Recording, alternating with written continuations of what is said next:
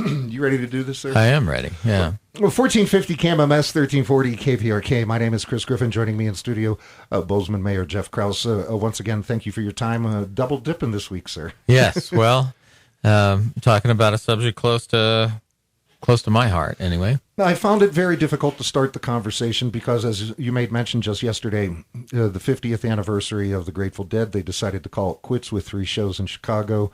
Days in between, I've always had it referred to as Jerry Week, with his birthday being on August 1st, and his this time around it'll be the 20th remembrance of his passing on August 9th. And I'll start this conversation with where I started with Dennis McNally. With Jerry being gone for 20 years now, what do you miss most about him? I just miss having him in the world, right? The toast to life. I think we toast to life a lot of times, and when we're celebrating, and I think of Jerry dying at 53, and he should have been around those next 20 years, not just to give voice to what it is we're all feeling. I think so many times he gave a voice to what we were doing and what we were feeling. They might have been Robert Hunter's lyrics, but they were inhabited by Jerry's voice and his music, and I miss that, and just the feeling of seeing him walk out on stage and hook up and plug in and start playing so unassumedly and yet, giving joy to so many people. You alluded to it in our conversation of yesterday. There's a lot of libertarian in the Grateful Dead community. Yeah. Has that formed your political view as mayor? Well, certainly, I think the sort of the man, right? I think, it was politics in the 60s and 70s, right? The man was trying to send us to Vietnam in a way, right? The fight there wasn't, for some people it was it was patriotism to go fight in Vietnam, and for some people it was a tragedy that we were there at all. I think that was one of the issues of the 70s that split us so deeply. Yeah, I think so. The Dead, and let me just put it out there. They were too hedonistic. They were too self-indulgent. They were too, crazy, self-indulgent for my tastes, right? I believe in social responsibility, which they, eventually evolved to, I think, as well. But they were just guys having a lot of fun to start out with. But I think, and the fans to some extent too. But I think, in the parking lot, we would buy that kind veggie burrito. We would buy a T-shirt. And what would happen is the government would come along and shut people down because their burrito wasn't made in an inspected kitchen, and they didn't have a vendor's license to sell that T-shirt. And what are you doing camping in the parking lot? And just all of these things, and it got pretty extreme, right? They would because I think Dead fans were known for using a lot of drugs, but unfortunately, but I think they would set up these roadblocks. They would say roadblock ahead, right? And it would be right before an exit ramp. And of course, they weren't going to stop the traffic on the interstate. What they would do would be stop everybody that took the off ramp because there was a roadblock ahead. And that's where they would stop people. And so the government was the person that controlled you and tricked you and busted you, and it was and yet when you stood apart from it, things worked pretty well, mostly without it. So I kind of got that idea that maybe less is more when it comes to government. 1450 KMMS, 1340 KPRK. In the studio, Mayor Jeff Krauss discussing Jerry Garcia and the Grateful Dead. Did you go on tour? I never did. Okay. I probably saw him 3 times in a row, right? I saw him at Winterland 3 times in a row over the spring equinox of 1977. I saw the field trip in 1982, which was, just in somebody's private field, very nice, Springfield Creamery's private field, where the Renaissance Country Fair is in Oregon. Very mellow scene there. Saw him at Watkins Glen with the Allman Brothers and the band. The first time I saw Jerry, and this is what, of course, all Deadheads do, right? The first time I saw Jerry wasn't with the Dead. It was with Old and in the Way at the Culpeper Music Festival on, I think, June 6th, 1973. Just approximate.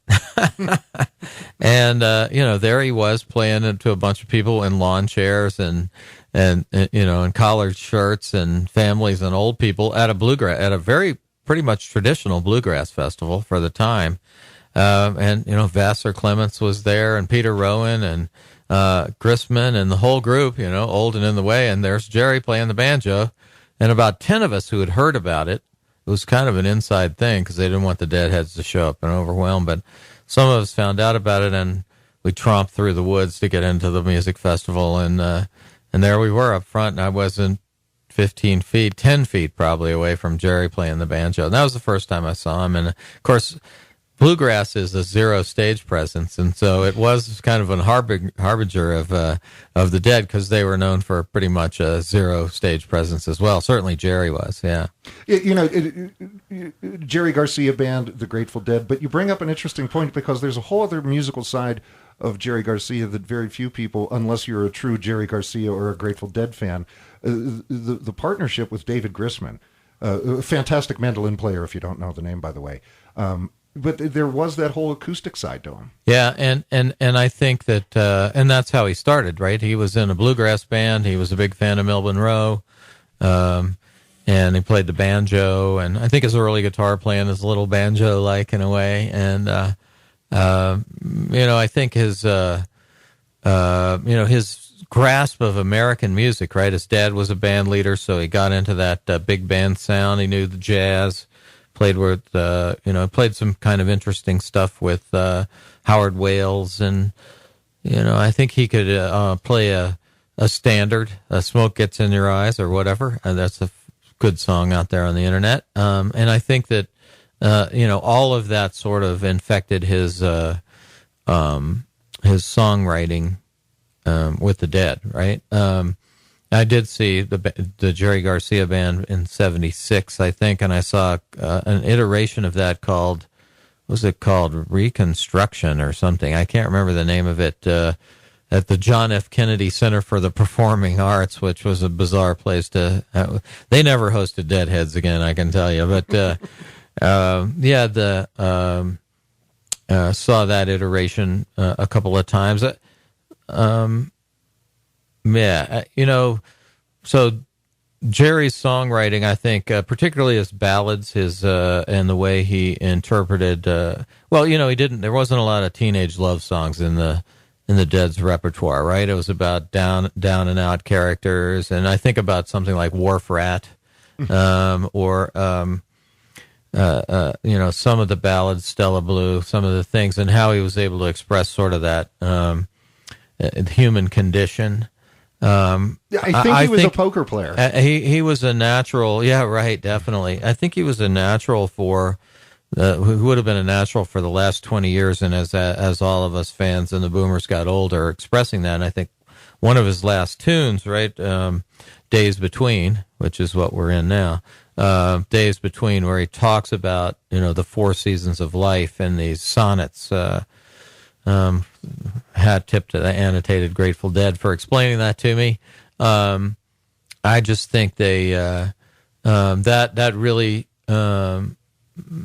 spoke to a generation in a way that all of us anyway, fans. And when Bob Ware sang it on the last night when Jerry sang it, he was singing "Summer Flies and August Dies," right? That's the summer of our life, and as we go into the fall. Just, the Frank Sinatra, "I Did It My Way," or "Very Good Years," or whatever the name of that song was, right? A version of that, but when Bob sings it, right, nowadays, and he sings "Summer Flies and August Dies," everybody that's a Deadhead would think August Dies is all about Jerry, right? So when Jerry sang it, he wasn't, he wasn't foretelling the future, but when Bob sings it, I think he is singing about Jerry, and that was an emotional moment for me on the 5th, July 5th, and it did represent a passing of an era, and it was unfortunate. I think it's just so unfortunate that at 53 he had to go. I mean, it wasn't like so many rock stars in their 20s, that we think about the ones that flamed out. I think Jerry had a chance to know what he was doing and know where he was going and went there anyway. And that bothers me, right? And maybe that was that sadness is what we all pick up on when we hear him sing those songs. Really still strikes a chord in me today, right, when I hear that song. 1450 KMMS, 1340 KPRK, Mayor Jeff Krauss in the studio discussing the music of Jerry Garcia, the Grateful Dead, and all the incarnations thus far. I think we got them all.